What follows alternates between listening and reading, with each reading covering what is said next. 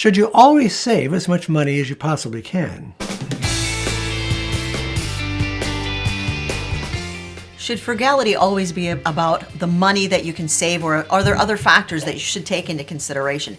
This video, we're going to talk about the advantages and the drawbacks of aggressive savings. Then we're going to give you kind of a guide to help you figure out where that healthy balance is.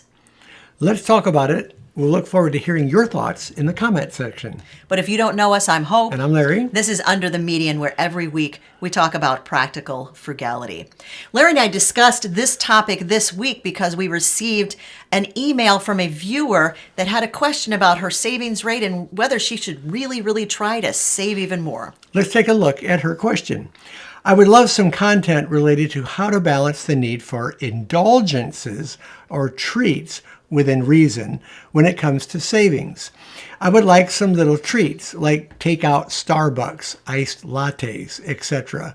I managed to save 20% out of my paycheck each month. Wow. This is much better than the average Canadian. Yet, I know that I could do much better. I'm struggling with increasing my savings rate because I would truly have to become hardcore in order to achieve 30 to 40%.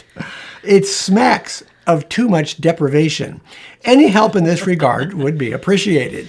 I get the idea that what she's really saying is she feels guilty, I think, when she spends any kind of additional money.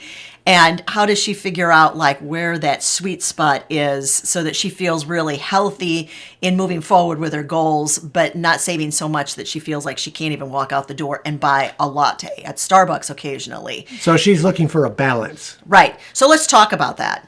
First of all, congratulations on saving 20%. That's fantastic. A remarkable amount of your income to be putting into savings at a regular rate. Now, Canada, amazingly, is difficult to save money because it's more expensive to live there. But the average Canadian is saving 6% of their income. Now, in the United States, where it should be easier to save money, we're only saving 4% on average of our income. So the United States could certainly do a lot better. But at its core, her question is, should she be trying to save even more? Let's get into some of the benefits and some of the disadvantages of having an aggressive savings plan.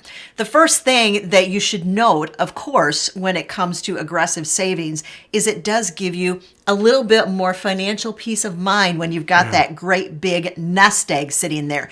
Part of the problem with the nest egg, though, listen to us carefully, is if that nest egg doesn't have a name on it, if there's not a purpose for that nest egg, then just simply saving a lot of money isn't really going to help you in the long run. We talked about this in a video that we just did, when we mentioned the fact that one of the worst resolutions you can make on New Year's Eve when it comes to your finances is, I'm going to save more money. You have to be far more specific than that.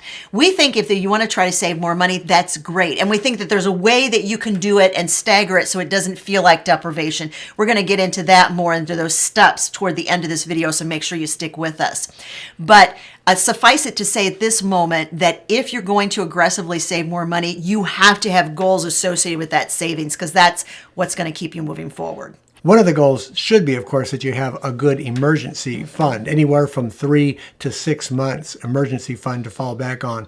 That will really help. And once again, it does give you some peace of mind when you have that. Let me just give you a real quick tip here for how to associate the idea of your emergency fund. Let's just say that in 2024, your goal is, very specific goal, by the way, I am going to save an additional $8,000 to fully fund my 3-month emergency fund in 2024. The way that you can give a serious kick to that goal is to add a "so that" statement to the end of the goal. You're going to save that money so that what? What is it that you really want from that goal? Is it that you want to sleep better at night knowing if the furnace breaks down again, that you're going to be able to pay for that furnace repair and use the emergency fund to do that, because that's what the money is there for? What is your payoff for lack of a better word, with that goal. If you add that to any goal that you create, the so that statement, it's going to give that goal a why, and it's going to keep you moving forward even when you've decided this is a drag, I don't want to do this anymore. I was going to say that the so that to me gives it a purpose and also gives me some incentive to save, because now I know the reason behind it. The second advantage to aggressively saving, of course, is that you're going to have accelerated goal achievement. You're going to reach that goal a whole lot faster. And the question in our mind is, once again, what is your reason for wanting to save aggressively? For transparency purposes, we've been in that position where we were aggressively giving up pretty much everything to reach a goal. But we knew it was for a short period of time because we'd given that goal a name. We knew that we'd given ourselves 24 months to reach the goal.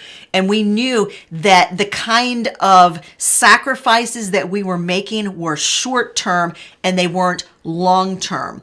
What happens is if you have that aggressive savings plan over a long period of time, it can get to a point where you do feel what she talked about in her email, and that is you feel deprived. On a short-term basis, aggressive savings can be a major advantage. It gets you to where you need to go quickly. On a long-term basis, though, this can be something that just gets carried out and you get tired of it because you're depriving yourself of being able to enjoy the money that you're bringing in.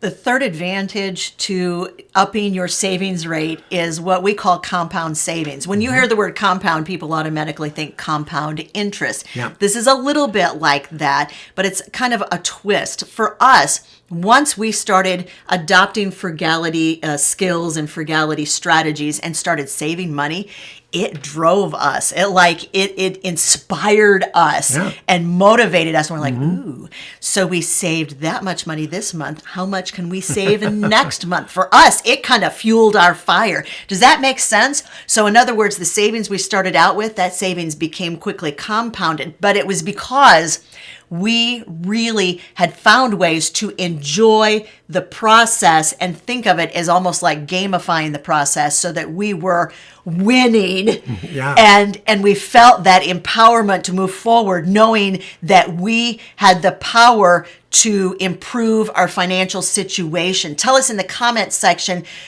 do you understand what that feels like, or do you want to understand what that feels like in 2024 to feel that empowerment of your savings?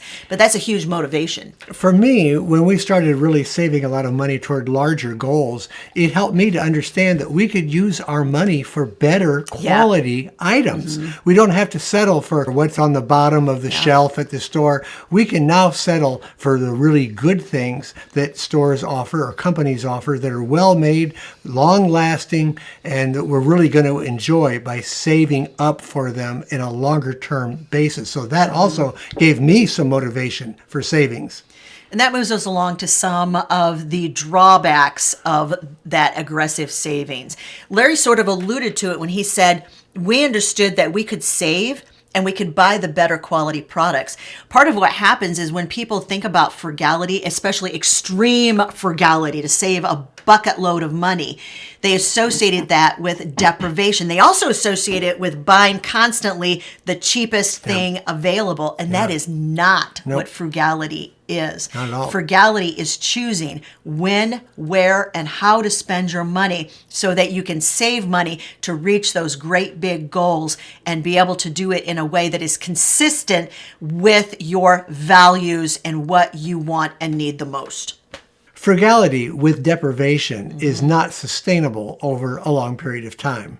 It's easy to do the wrong things if you're misunderstanding the meaning of money. Money is simply a means to an end. It's a tool to get from where you're going to where you need to go. It's not the end thing. It's not our God. It's not what we trust in. It's what helps us to get to where we want to go in our goals.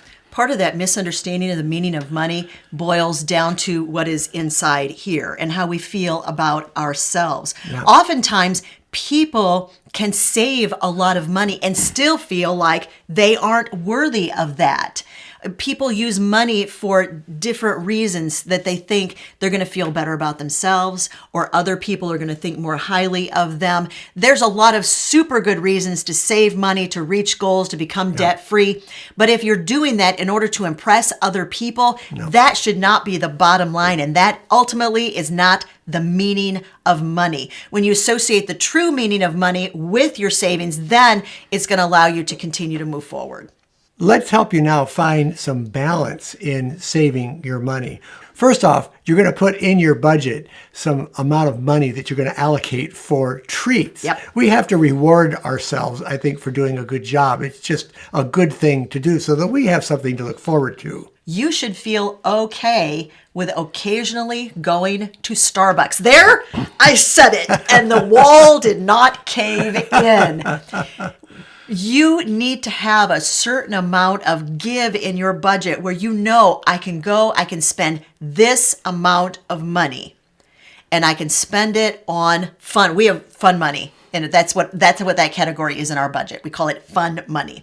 We can spend that completely guilt-free. Why? Because we have associated that amount of money with our goals. We are giving ourselves the permission to spend that money without compromising progress that we are wanting to make on our goals. Another strategy that works really well that we've discovered in our own personal finances is that you want to save money and increase it gradually. You don't want to do it in a big, huge step. You don't want to go from, let's say, 20% savings to 40%. That would be too much. That'd be like getting into a car and going from second gear to fourth gear all of a sudden. It's just not going to work well that way. And it doesn't work that well if we take big jumps. So gradual amounts will get you there. And as you gradually save, you get used to each of those higher increments because you have more time to. And then it becomes more natural to do it. Let's give you an example. A grocery budget. Almost everybody can save money on their grocery budget. But if you are spending $1,500 a month to feed a family of four, and all of a sudden you walk in and announce, we're cutting it by 50%, fam. Ouch. We are going to spend $750 this month. By about day 4, you are going to have a mutiny on your hands, my friend. That's why we always tell people, cut it back the first month by 10%. That's so easy to do. It is. But it will make you realize, wait a minute. It's that compound savings thing. It happens. It is a real thing, guys, where you say, next month, I'm going to cut it back by another 10% and another 10%. And because you are doing it, and along the way, here's the key. Along the way, as you are cutting back in order to save more money, you are incorporating more and more and more frugality principles that work for you and your family, and it allows you to save more money over time than you would have had you decided, I'm going to cut our budget in half. Don't do that. Do it incrementally and see if that works far more effectively for you. Our next strategy is you always have to consider personalized planning. That means planning that you have to do because you know your needs. Everybody has different needs. Everybody has different goals that they're trying to reach. So tailor your savings plan according to your own personal goals. And as we mentioned, there is a time and there is a place to go hardcore. Absolutely, there is. When you have a specific reason, if you're looking, let's say, for instance, you have a savings goal that you're going to save 20% to put down on your dream home, and you're not making progress quickly enough. You're like, I'm going to be 80 by the time I get this done. That is the time and place, my friend, where you say, I'm going hardcore. I'm going to save 30% or 40% of my income and throw all that extra money toward that one great, big, specific goal that I'm going to grab with both hands and refuse to let go because I'm going to be able to do this for a period of time and I'm going to make tremendous strides and I'm going to be able to reach it by this date. That is when you do that 30 to 40%. Now, if you're saving 40% of your income, no shade from us. We save a significant amount of our income at this point in our lives. And there's no problem with that. The problem comes in when what the viewer asked is, if I do this, am I going to feel deprived? Our answer ultimately is, You might feel deprived, but you might not. If you take these steps that we have told you to incrementally save that amount of money, and at the end of saving that amount of money, you have a huge why in mind that you are saving that money for. That's when you can continue that lifestyle and not feel deprived. This channel is all about saving money and having frugal principles in your life on a monthly basis without feeling deprived. Joy and abundance on a budget. That is the cornerstone of being able to continue to be frugal and to continue to save money without feeling like you are depriving yourself. To me, the whole idea of living frugally anyway is to improve our style Absolutely. of living, to live a better quality life. So that's the whole reason why you're saving money in some of these other areas, so you can put it in areas that will really benefit you. The fourth step that we would add to this final process of finding balance in savings is that you need to be ready to adapt your plan to your changing circumstances. Yeah. Don't be afraid that once you set a goal, you have to continue to wear that goal around, even though it doesn't fit very well, it's 2 sizes too big, or it is just ugly. You know, like one of those bridesmaids dresses that somebody made you wear to be in their wedding. You don't want to wear that dress after the wedding is over. All right, so that is my analogy, albeit maybe a little bit not quite on point. I think you get the idea. If you have those savings goals and you're like, I just can't save this quickly, or this isn't working for us, or something else popped up that all of a sudden is say it with me, it is a priority now to bring that goal to the top of the list. Don't be afraid to do that. You have not failed. You are merely adjusting to the circumstances which life has thrown at you. If you're one of those people that say, I'm going for this, Hope and I did a video recently on this topic where we searched through our budget and we found ways that we could save even on a tight budget on a low income. If you're one of those people and you're interested in that subject matter, we have the video right over there.